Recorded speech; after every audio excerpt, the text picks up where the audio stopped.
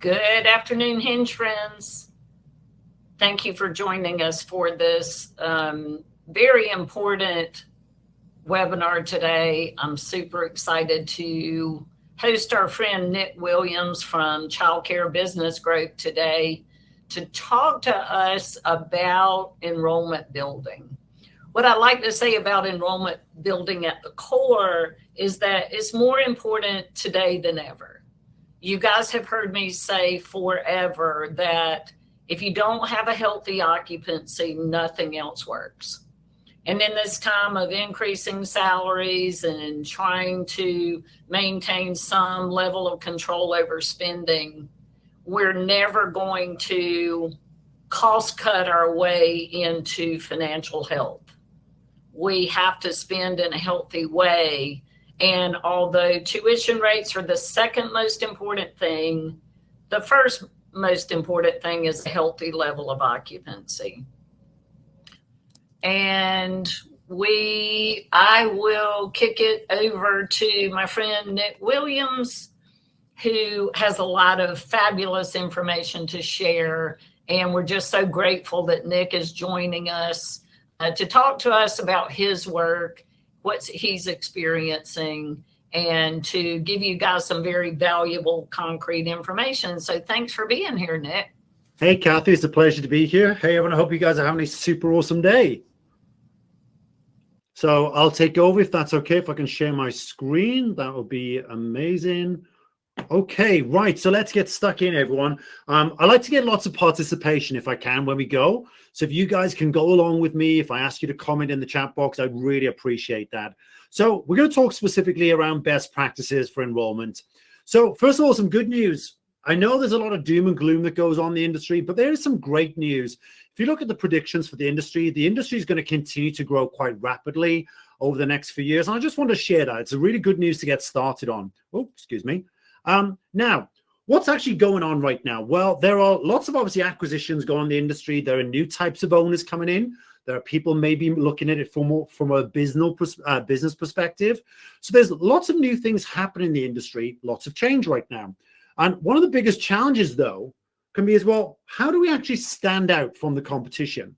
There are lots of, big chains out there that are doing some great things, but as maybe some smaller providers, how do we actually look to compete with some of those larger chains?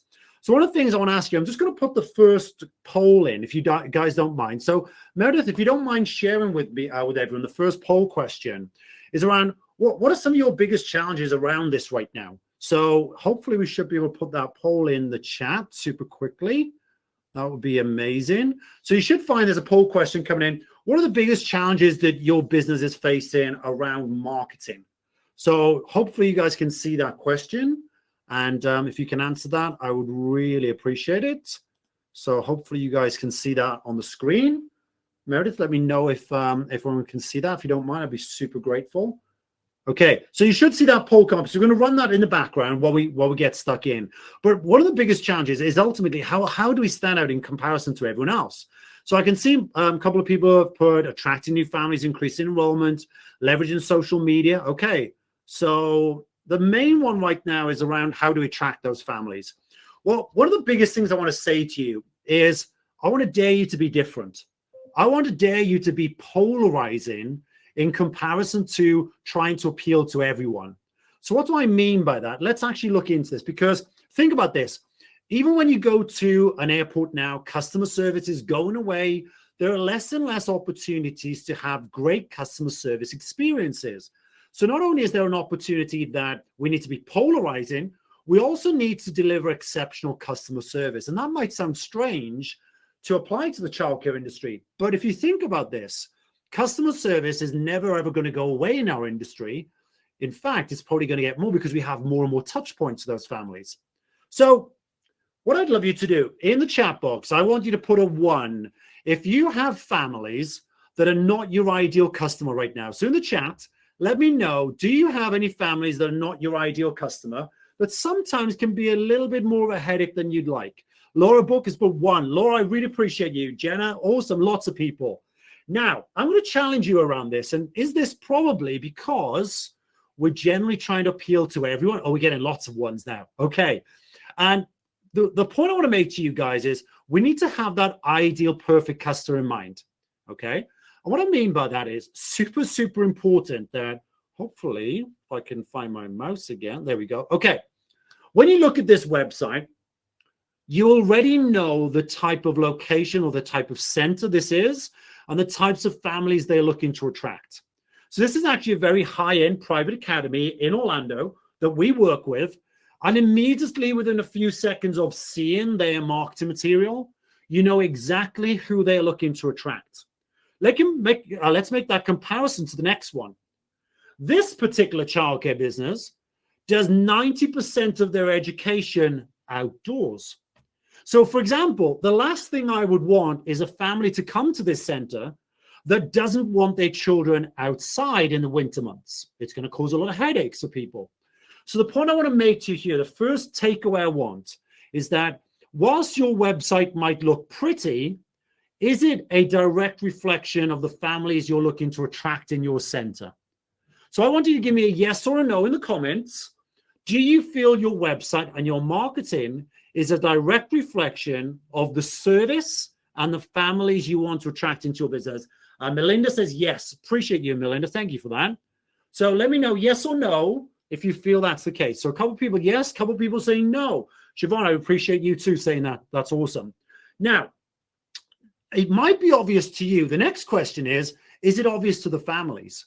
Because that's one of the problems, that if you look at most websites, and I mean this with the greatest respect, but most websites I look at look pretty, but actually they don't represent what they are. For example, they might be a Montessori school, but it's not obvious what that Montessori school is. They might do a lot of education outdoors, but it doesn't reflect that.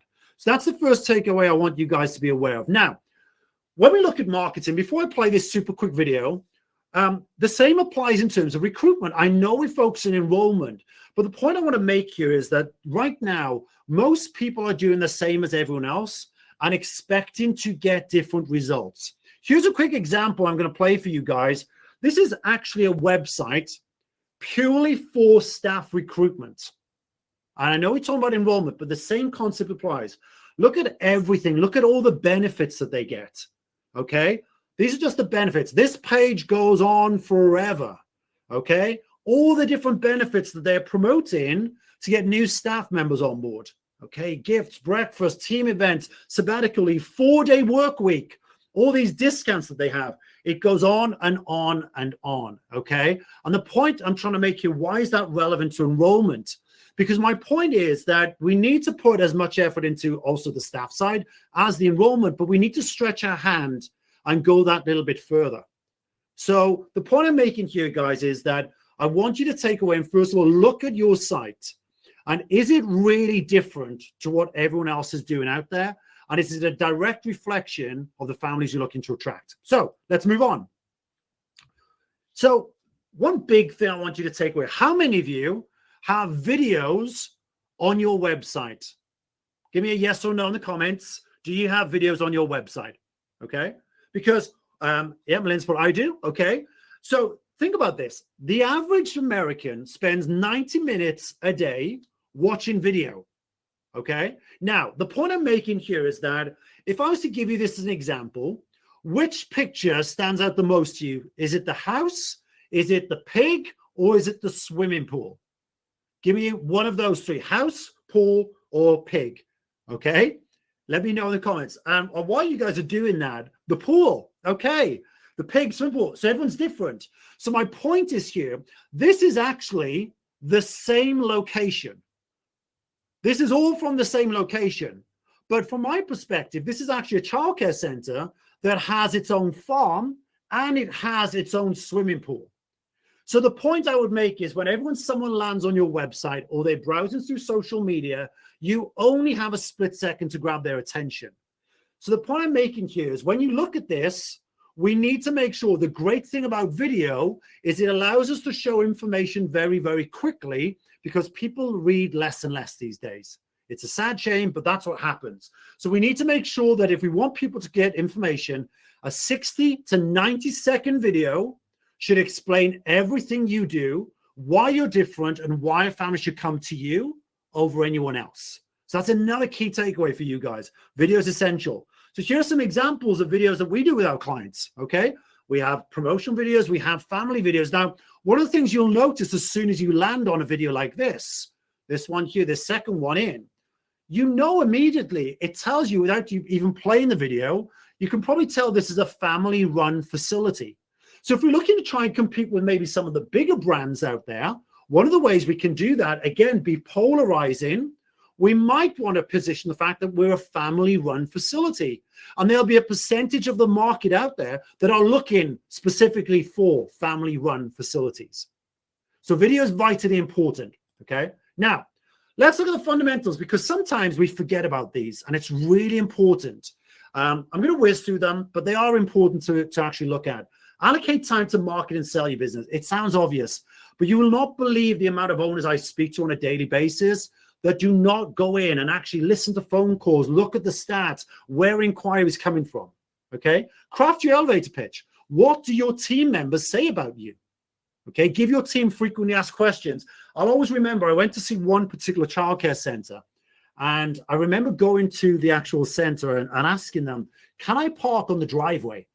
And there were 8 different answers to that one question alone. 8 different answers from all the team. So the point I'm trying to make here is that if there are frequently asked questions in your business, make sure you have those answers ready and your team know them inside and out. Make sure you keep your profiles up to date. Check your inquiry process. You will not believe how many times things go out wrong. Times are missing, dates are missing, confirmations are missing. Automate your follow-up and engage your customers the way they want to engage. What do I mean by that? Well, if someone texts you, text them back. If someone messages you on Facebook, message them back. So we need to be responding on multiple different platforms. The next question to ask is, well, what age is your typical family right now? Because think about this. We're now in a stage right now where we're actually trying to appeal to multiple generations. We got Generation X, Generation Y, and Generation Z. We've never been in a situation like that before. But you cannot use the same marketing to appeal to all 3 generations. So if you're only relying on, for example, leaflets or flyers and you're not running any type of paid advertising, we're going to have a problem. Because the point I'm trying to make here, the big takeaway is, don't assume that every single person is going to respond to the one piece of marketing collateral that you put out there. I want you to really dial in who's your ideal customer and think about exactly what appeals to them. Because a Generation X is going to be totally different to a Generation Z. The platforms they are viewing you on are going to be totally different too. So hopefully that's a good takeaway for you guys too.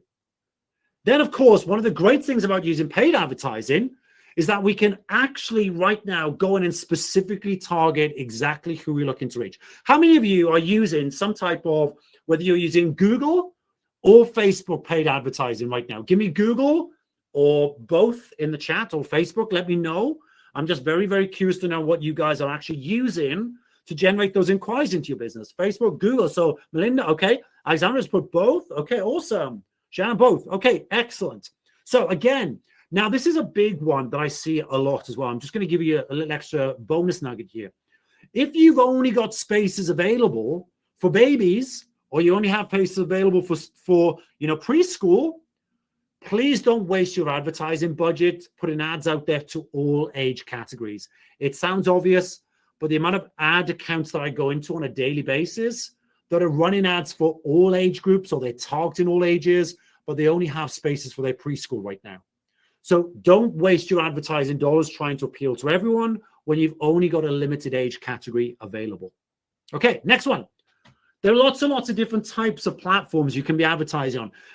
I'm curious to know, how many advertising platforms would you be on right now? So are you using email, viral marketing, text messaging? How many platforms would you say you're on? 2, 3, 4, 5, 6? How many platforms would you say you're using, or methods of marketing would you say you're using in your business right now? And if you don't know, just tell me don't know. Very, very curious to know this, because it's really important. Remember what we said earlier, Generation X compared to Generation Z is going to be totally different. So we need to appeal. So a couple of saying 3. Awesome. I appreciate you guys engaging. Thank you. Awesome. Okay. So how many of you truly, honestly know exactly where that inquiry is coming from? So for example, if an inquiry comes into your system, would you specifically know not only what platform they came from, but what advert they came from? Give me a yes or a no in the comments. Yes or no. Do you know when someone comes into your system without having to ask them, does your system tell you exactly where they're coming from? Okay, Julie, no. Okay, awesome. Now, one of the things you need to look at, guys, really important takeaway, if you don't know what advertising is working for you, you don't know where to spend your money. I'll give you an example. If I was to look at this inquiry on my screen right now, it will tell me not only what advert they came from, it will tell me specifically what image or what video they came from. Okay? Imagine if you could go that granular a detail and then know that if this one specific ad's working, you could switch the other ads off and just create more content specifically like this one that's working right now. And this is the problem. Most business owners are running paid advertising, but they don't know what's working. And what typically happens when an inquiry comes in and you ask them, how did you hear about us? Most people will say online, website, but they didn't find you just by going to the website. They might have found you through social media, a Facebook ad, a Google ad, Instagram, TikTok, whatever platform it was. So we really need to dial in once we know the platform. Now we're in a situation where we can obviously add more advertising dollar spend to that type of ad. Okay, next one. Are we available to respond on every single platform? Okay, there are messages coming through from Facebook, Instagram, TikTok, WhatsApp, email, Google right now. There are messages coming on every single platform. And I encourage every single one, if you're not, you need to be on some type of platform where all those conversations come into one place. Because we all know how busy you are. We know how busy the directors are. We know they have 1,000,001 things to do. But the question is, are you available to be set up on these multiple platforms? You need to find some type of software that brings all those conversations into one place so you can respond seamlessly back to each one of those. Next one. One of the most common things I find with websites right now is that when you go to a website, there will typically be maybe 1 or 2 calls to action. And what I mean by that is inquire now or contact us. But guess what? 90% of the people land on your website are not ready to speak to you right now. So if you're only giving them an option where they need to fill in every single bit of information about them and their child, date of birth, start date, child's name. I've spoken to hundreds of parents where the parents like, my child hasn't even been born yet. And yet I always come across forms on website where they're insistent on asking for the child's name and they're insistent on asking what the child's age is and how old the child's going to be when they start. Some parents don't know that information yet. And I can guarantee you, if you were checking and accurately looking how many people left your website without filling in one of your forms, you would be quite scared. So the point I'm trying to make is that when people land on your website, there must be multiple ways they can get in contact with you. Some people will be ready to give you a phone number. Some won't. Some will be ready to give you an address, a physical address. Some won't. And some will only want to give you their email. If you're not accommodating people, and some of you are going to be saying right now, well, but I want everything. But the danger is if I'm running Facebook ads and someone sees my ad and I'm insisting that they fill in their phone number right now, but they don't want to talk to me because they're only starting to look at their childcare options, I need to make sure I'm communicating with them the way they want to. So all I would say to you guys is here, make sure you have multiple ways, multiple calls to action and ways people can get in contact with you. Don't demand every single bit of information because some families are leaving your site right now and you'll be quite surprised how that number is. Okay, social media. So what's working right now and where should we spend our time and attention? Well, ironically, Facebook is still the #1 used platform in the world. And people keep telling me to think it's TikTok, but actually it's still Facebook, okay? So the point I'm trying to make to you guys here, it's impossible for you to be on every single platform. And I would say if you're going to go for any right now, just focus on one. And if you're going to do one, that one particular platform that will generate the most inquiries out of Facebook, Instagram, TikTok, whatever you go on, will still be Facebook and Instagram, because that's where families are engaging with the content, even though you might not think it's the case. You might get more views putting content on TikTok, but no one's going to TikTok right now specifically looking for childcare spot.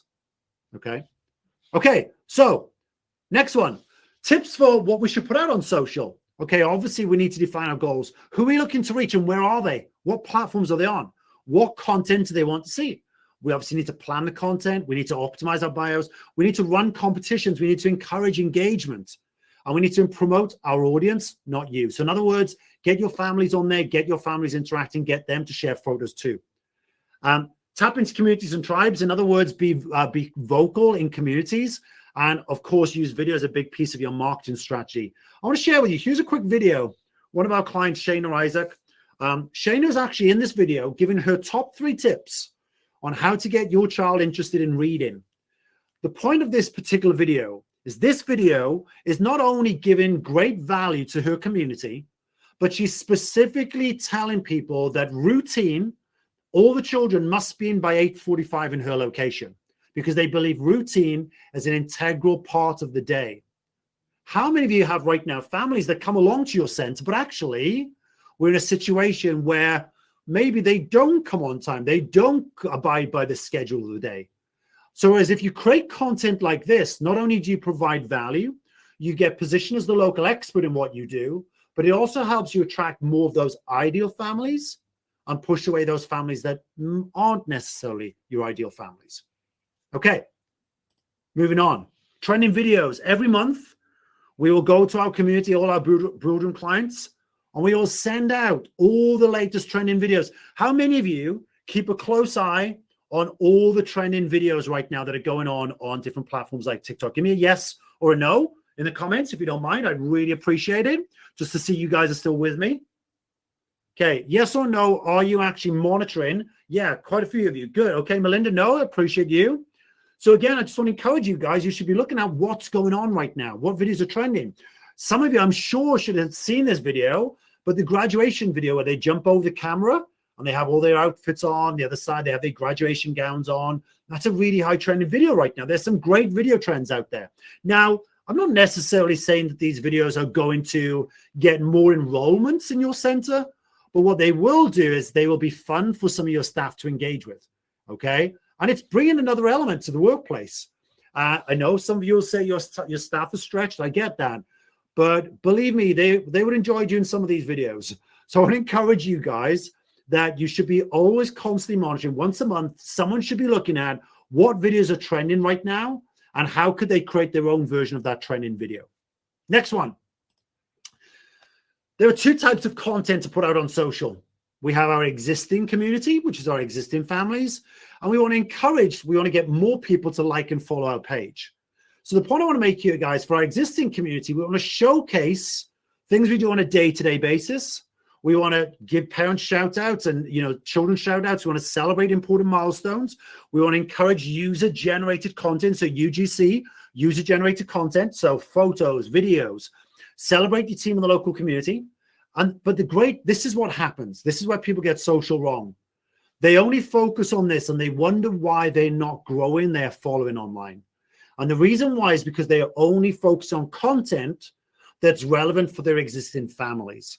If you want to grow your following, we need to focus on the right-hand side of the screen. We need to run competitions. We need to share educational tips and advice. We need to highlight community events that you're attending.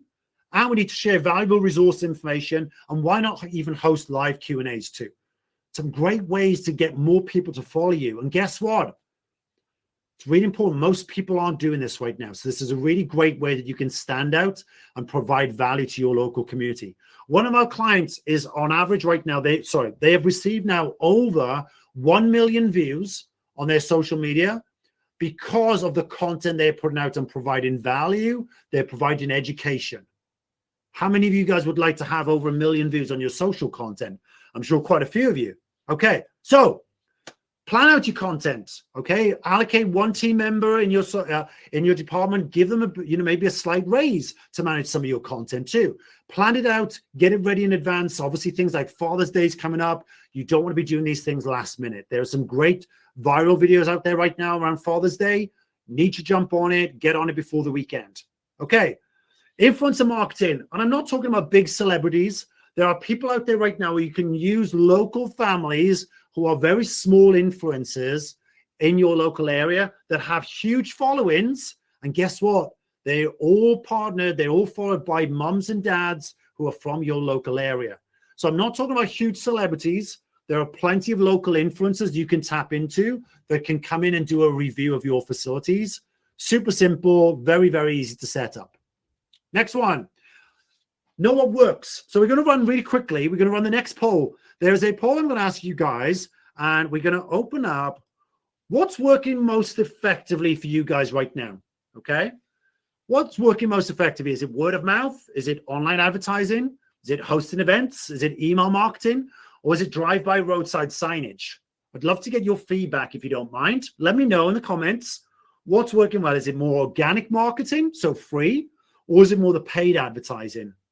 Okay, we're going to keep running that poll in the background while we move on. I hope I'm not going too fast for you guys, but we have got quite a bit to get through. The next one I want to focus on is know your numbers. And I've asked Kathy if I can share this with you because I think this will be a big game changer for some of you. Let me ask you in the comments, how much are you spending on marketing each month? Let me know in the chat, how much are you spending on marketing each month? $300, $500, $1,000? What are you actually spending on marketing each month? Melinda, $1,800. Okay, awesome.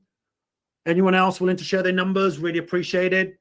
Okay, so good. Not sure. Okay, 1,500 per center. Okay, awesome. Now, the reason why I asked that question is because in theory, the amount should be varying each month. Okay, so let me explain that. So first of all, we need to know what revenue we're missing out on. This was actually someone that did a call with me recently. They were charging $90 a day. They had 56 empty spots. So they were losing $5,000 a day. They were losing $100,000 a month, $1.2 million in a year because they had all these empty spots. They were spending only $300 a month on advertising. I'm just going to let that sink in. They were missing out on $1.2 million in revenue, but they're only spending $300 a month on advertising. Okay. The problem is, number one, they didn't know the revenue number they were missing out on. How many of you know how much revenue you're missing out on each month? Give me a yes or no in the comments. Do you know how much revenue you're missing out on each month? And if anyone's willing to share that, that would be awesome because this number should be front of your mind. You need to know this. Melinda, sadly, yes. Okay. Well, I hope I'm going to give you guys a breakthrough here. So bear with me. We're going to do a little bit of maths, but it's important to do. I'm going to share my screen. And let me know if you don't understand. We're just going to break it down. There are two different categories that we've created on here. The top one is all around inquiries. And then the bottom one is around recruitment. So right now, all we're going to do, we're going to focus on the inquiry the top lines. Let's imagine that it costs you every time you get an inquiry, it costs you $25 to get that inquiry. Does anyone know how much it costs them to get an inquiry into their business? Give me, if you do, put the amount in, okay? If you know the amount it costs you to get an inquiry in the business, let me know, and I will plug those numbers in. If no one knows, that's fine. You should do, but if you don't, I'm going to use this one. And this, I want you to be the biggest breakthrough for you from this webinar. If you're spending, for example, if it costs you $25 to get a new inquiry into your business, and you're only spending $10 a day on advertising, you're only going to get 3 inquiries a week. You're only going to get 11 inquiries in a month. Okay.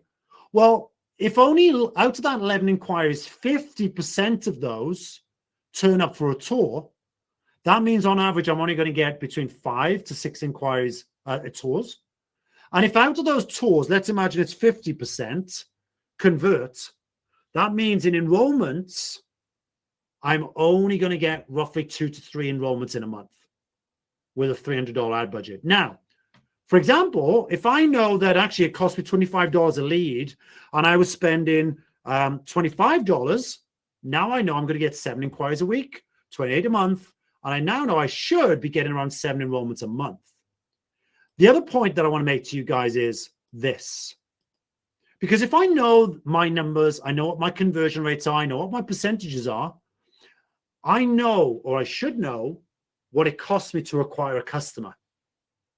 So if I know, for example, that every time I spend $107, I can acquire a customer that's going to be spending on average $1,000 a month, it's a no-brainer. The biggest problem in the industry right now is that most people, number one, don't know the cost per inquiry. They don't know how many of those inquiries then know how many came for a tour. And then off the back of that, they usually know this one, tour conversion rate. So how many people came for a tour and converted, but they don't know this one and they don't know this one. Okay. Does that make sense to everyone? Give me a yes or a no in the comments. And if this is a light bulb for you guys, Jennifer, would you give access to this? Yes, we will, Jennifer. We can share this for you. But this is hopefully a big game changer. Okay. Because once you know, yes, we're getting lots of yeses. Awesome. Good.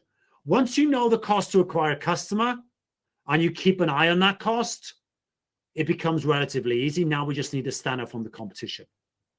And this is the problem. The reason why I ask how much you spend on marketing each month is because, as someone pointed out earlier, Jennifer pointed out, depends on how much you are spending. And that's exactly the point, because most of us don't actually track it. We just set the set amount each month. Whereas we need to change to know how much does it cost me to get an enrollment, and then I multiply that by how many enrollments I want this month. Okay? So I hope that's helpful for you guys. Hope that's a key takeaway that you can use off the back of this. Okay, let's go back to this presentation. Last couple of slides, and hopefully you're getting lots of value from this. Okay, we talked earlier about customer service. You need to create an experience. So when people come into your center, what does it look like? How does it feel? How does it smell? This sounds really basic, guys, but honestly, the amount of centers I go into, I'm a huge fan of Disney. And I've done all the Disney training. I couldn't be more impressed with what they do. But ultimately, what they're exceptionally good at is touch points. Think about this. When you go to a new restaurant, you're judging on every single experience, every touch point you have. Guess what? Families are doing the same to you too. When families come for a tour, they're looking at everything. How does it look? How does it sound? Are their babies crying? What's the reception area like? How long do they have to wait in the reception before someone came to show them around? Did you offer them a drink? Did it smell nice? So my point that I want to make here, guys, is that not only do we need to spend money to get those inquiries in, we need to create great experiences when they come through, because, and I mean this with the greatest respect, I've owned facilities, childcare centers for the last 17 years, and one of the biggest key takeaways I would realize is that most people don't remember what you tell them about your curriculum. They remember how you made them feel when they came for that tour. They remember the smells. They remember the smiles. They remember the experiences. They remember you called them by their name. So I want to encourage you guys that you need to be thinking about making people feel special when they come for those tours. And what does your facility look like in comparison to the competition? Okay, a couple of touch points.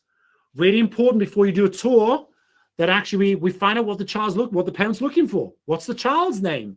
What are they looking for? Make it a sensory experience. Remember, first impressions count. Make them feel special when they come through the door. It's important to use their names throughout the tour. Have your questions and answers ready. Find out exactly what they're looking for as a center. Nurture relationships. Give them something to take away, because law of reciprocity. Ask for enrollment follow-up effectively. Simple points here, but you will not believe most people do not have some of these things in place. Everyone does the same standard tour, day in, day out, but we need to sit the parent down and actually ask them, what are they looking for in a high-quality center? We need to do a needs analysis. We need to find out what they're looking for. Maybe security is a big concern for them. If I know security is a concern, I'm going to pay more attention to security when I go around and do my tour. Okay? So start to do that needs analysis. Follow up. This is last section now, guys. This is the biggest thing I can take away for you. 50 to 60% of inbound inquiries are not converted. How often do you follow up? How many of you guys have a set process of how many times your team should follow up, how many times they should call, how many times they should text, how many times they should email. Be honest with me. Give me a 1 in the comments if you honestly have that in place, or a 2 if you don't. 1 if you have a really defined follow-up process, how many times they call, and a 2 if they don't. Awesome. And are you checking in on that? So I'll give you an example, okay? We'll touch on this quickly. There are lots and lots of ways now. There are more modern ways where you can automate people. They can book their tours themselves. The first bit of feedback I would give you guys off the back of this is that's great, but you need to give people a more personalized experience, okay? I added this in last minute because I think it's super important, but super, super important, guys, to realize that you must be giving people a more personalized experience. Don't just automate the process and don't have a conversation. There's so many ways you can, have a great relationship with that family from day one. Touch points are vitally important. Okay, here's an example of a client that we helped set up. We did all their marketing for them. They have 126 inquiries that they haven't responded to. They have 1,332 people that are in progress. Okay, this gives me heart palpitations. So many new inquiries they're not getting back to every single day. Okay, how many of you would like to have that many new inquiries coming in? Give me a yes in the comments if you would. But the point I'm trying to make here, guys, is that you must be checking on your team. Okay, there are so many centers right now that I speak to that they don't check this. They feel they're too busy. I spoke to an owner a few days back. They have 6 locations, and the owner didn't listen to any of the phone calls going into the business. And as soon as she did, and we played those calls for her, she was horrified by what some of her team was saying. Okay, I want you to go back and check. Just promise me off the back of this, you guys will spend some time actually going in and looking at what's going on with your follow-up process. How many times do they call? How many times do they text? Melinda, yes, it is the most almost a full-time job in itself. I agree with you. What parts are you okay to automate? That's a very good question. The bit that I would automate is if someone's made an inquiry but they haven't booked a tour yet, you can send them emails. We nurture them through emails and texts, but we will always call them. We will always call them. If anyone has ever given us a phone number to call them, we will always pick up the phone and call. Okay, so you can send them emails automatically, send them texts automatically, send them tour reminders automatically. You can send pre-recorded voicemails that make it look like you've called them. But the point I want to make is I see so many center directors that are given this role that what they do, and I don't mean this disrespectfully, but they literally would rather, send an email than pick up the phone because they're not salespeople. But I want you to almost treat this like it should be a salesperson, because lots of our centers they have a service from us where we do the calls for them. And I want to encourage you guys that you should be looking at something like that. You need to have someone following up, because you'd be quite surprised when you track this accurately. So in our system, Childcare Automation, I can see how many people are being followed up, and are they being followed up effectively? Okay, pick up the phone and call. We listen to every single phone call going into our business. Okay. Does anyone have this in place? Do you have call tracking? Do you have call recording?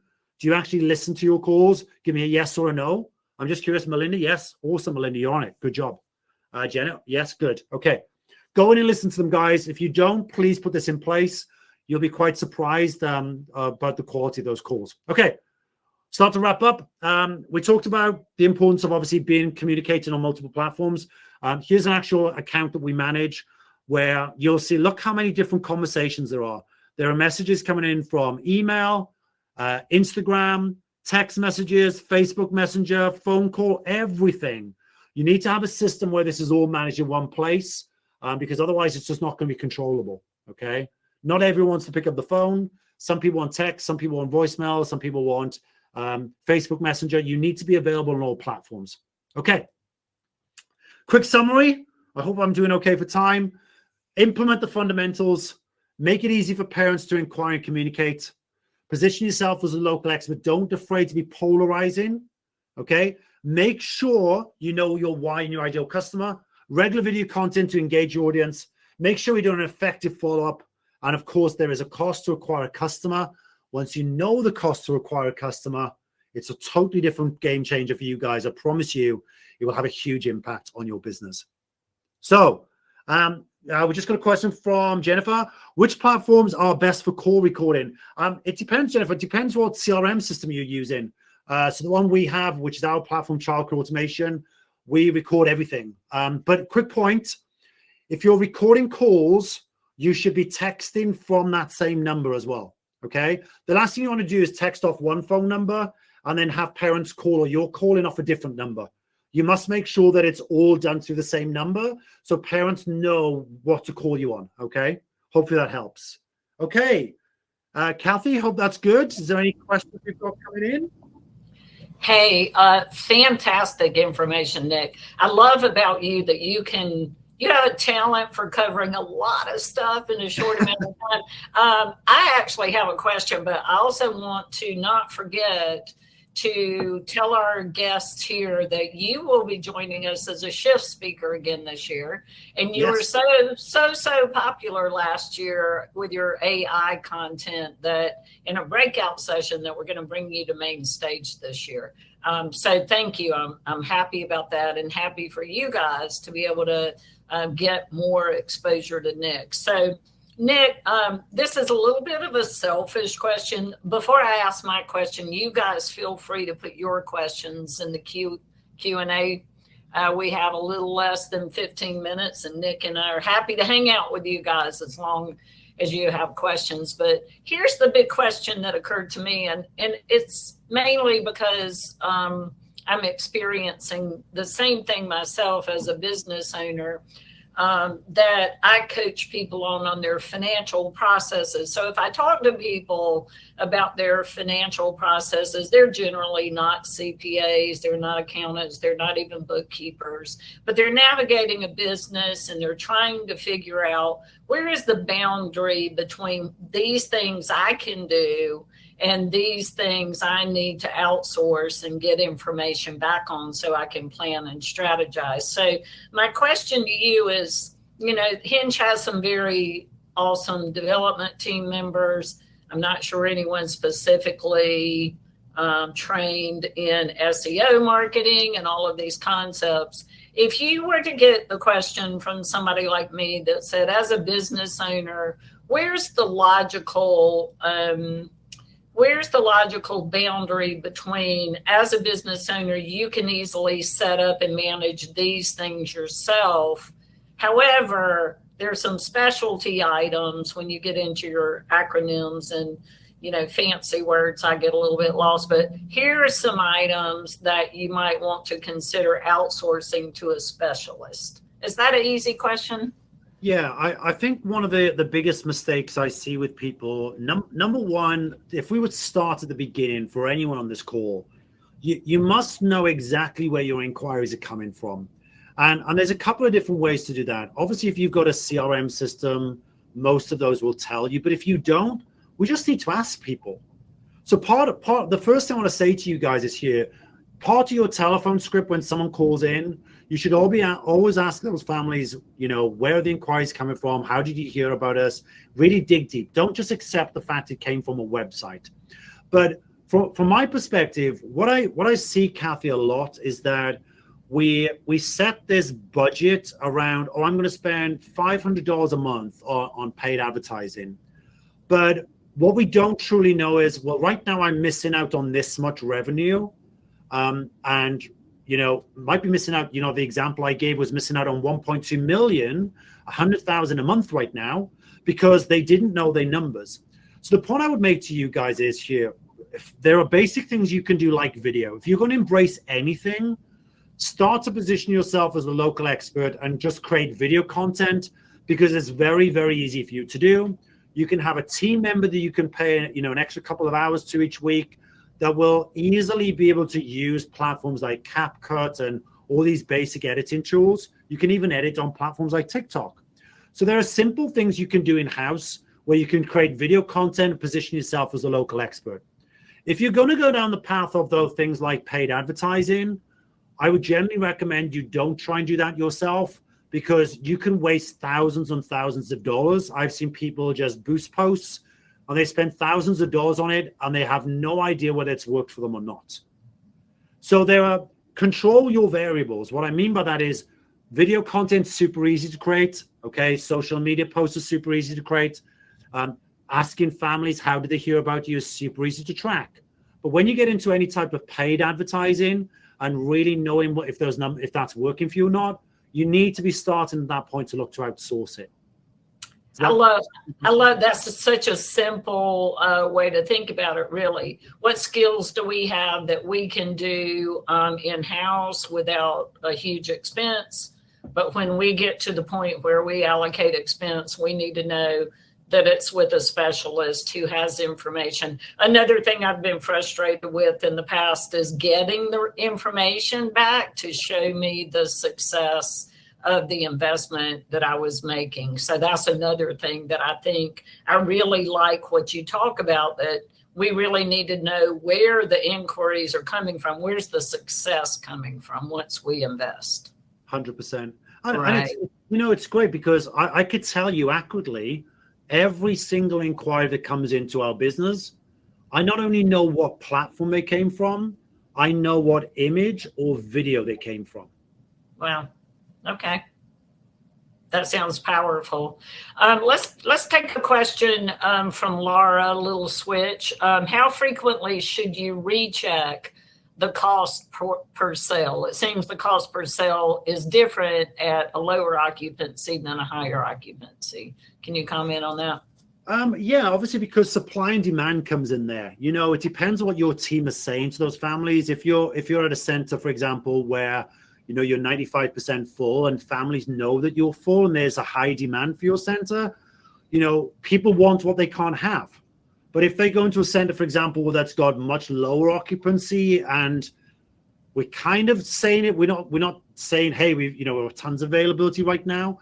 But I'll be honest, I listen to lots of calls and I can see when a center's struggling because they'll tell people we've got lots of availability right now. And I've heard parents that will drop off those calls because, well, if you've got lots of availability, is there something wrong? So I think it's really important that, first of all, we need to go back to what are we saying to those families. And, we're openly, we're saying, hey, we've got limited availability. Would you like me to get you booked in for a tour? I've got 2 times available. I've got Tuesday at 10 or I've got Thursday at 2. Which one of those works well for you? What I often hear is, we've got lots of availability. Yeah, would you like to get booked in for a tour? And maybe then there's not the right follow-up off the back of it. Okay, so we need to show urgency and scarcity more. But ultimately, it goes back to the point I made earlier.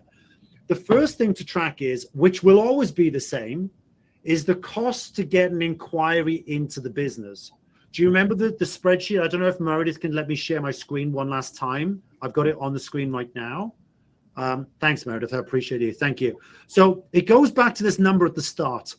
This one. We need to know if we're running any type of paid advertising, every time someone fills in a form or fills in a form to the business, we need to know what that cost is. The one that will vary more is how many show for tours and how many of those actually convert into families. And that's more of a case of how good is our sales process rather than a front-end lead generation process. Hopefully that answers your question, Laura. That's great. Thank you. I was just asking one of the questions that's been asked, so I'll get to that one next. Jennifer has a question, and I will certainly say I'm not the expert on this, if you have a feeling about which platforms are best for call recording. Do you have Well, the point I made on that particular question, it's really important that if you're going to call, for example, what I see a lot, I'll see a center will text off a number, but then the phone calls will go into their main center number instead. So now you're giving a family 2 different phone numbers, okay? So the point I'm trying to make here is it's super important that whatever system you use, you must be using the same number to text from as you're using to call from, okay? So if I was to go into my system inside Childcare Automation, I can see every single conversation I've ever had with someone, whether it's text, emails, phone calls. The phone calls are in there, the transcripts are in there. But the point I want to make, there are other platforms out there, but the point I want to make here is it's important that if you text off a number, the phone call you call from must be the same number too. So you've got to solve that issue first before you decide on what call recording software you use. Okay. All right. Thank you. Good question here, Nick. Do you have or benchmark average industry conversion rates from lead to tour and then from tour to enrollment? That's a great question. It is a good question. And unfortunately, it does vary quite dramatically. And I'll give you an example. So, if someone makes an inquiry into a business that's got a really good dialed in follow process, and someone's really on top of those inquiries, we've seen that initial inquiry through to attending a tour as high as 85%. And I'm talking about here, someone is filling in a simple form. It might be check availability, request a tour, get a parent pack. It might be any of those. But speed of response is also critical, because I've also spoken to parents where, I've listened to phone calls and we haven't followed them up for maybe 24 hours.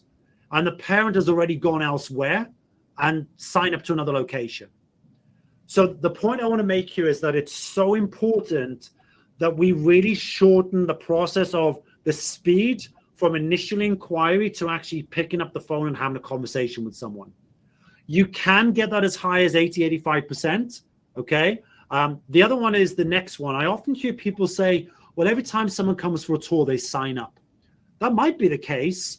So, but the industry average of what I'm seeing across a lot of our clients right now is typically around 70 to 80%.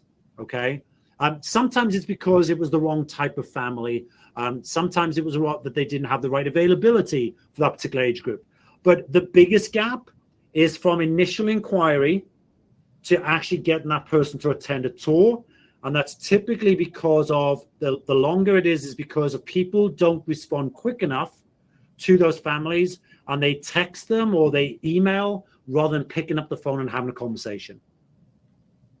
Yeah, interesting, Nick. I think in my early childcare days, we used to feel like that if someone toured, they were ours. If they toured, you should enroll them. I think that there's parent groups are more savvy today, and they shop more, and they're more good, high quality options. So I think that it's not necessarily 100% anymore, but 70 to 80%. That's strong. Yeah, and I think it's, I remember there was one example. I was at a location in central London, and a parent came in and she said, I've been to see 18 different childcare centers. And the reason I'm going to sign up to this one is how you made me feel, the smell when I walked in, and how friendly the staff were when I toured. Nothing whatsoever about the curriculum, the playground, none of that were even on her mind. So the point I'm making is that when we do a tour, we need to do what's called a needs analysis. Don't just assume that when everyone walks in your building, they're all looking for the same thing. They're not. Some people might be concerned about safety. Some parents might be more concerned about, child interaction or child development. Some people might have English as an additional language. So we can't treat every tour the same and just say the same tour over and over again. We must personalize it a lot more. Right. I think it's the client focus thing that sometimes we launch into the speech. I think I'm guilty of this at times myself. And we launch into the speech without saying, what are you looking for? What's important? Yeah. What's most important?